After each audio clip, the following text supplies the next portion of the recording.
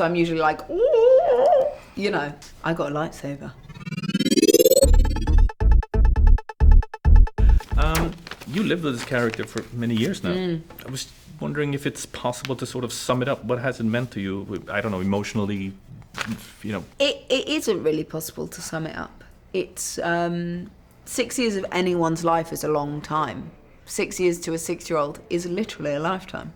And it's a big chunk of my life already.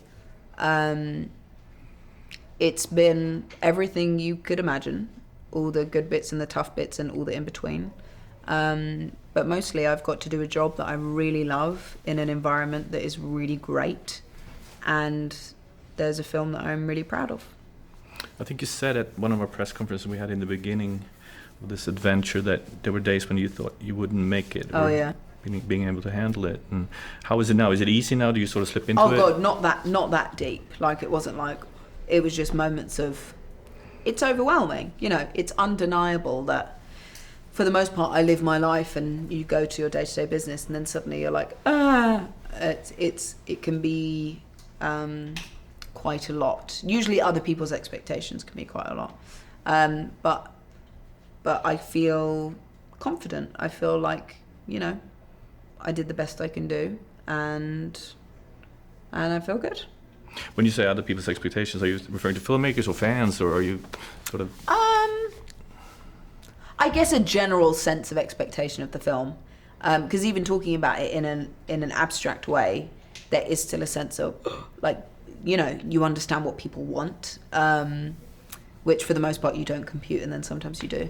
But in terms of the filmmakers, I've always felt, especially with this one, what JJ wanted from me, I sometimes thought, I can't do this. Like, I can't do what you're asking me. Like what, for example? Like an emotional scene when I'm exhausted and it's the end of the day and there's no time and you're trying to rush to do it. But working with him, because he's amazing, manages to get the scene to work and get the emotion out of you. And that's really a testament to him. I bet you run into a lot of fans too. Has that gotten easier to deal with that, or is it still sort of, how do you look at that part? People are so nice. I'm just not good at small talk, and it still surprises me.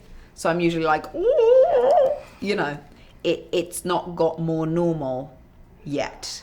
Maybe it never will. But it's definitely, I understand more now why this means so much to people and how it means so much to people. So that makes it easier to wrap my head around. But otherwise, sometimes I'm just like, you know. 10 years from now, how do you think you will look back at this, and what do you think will come to mind?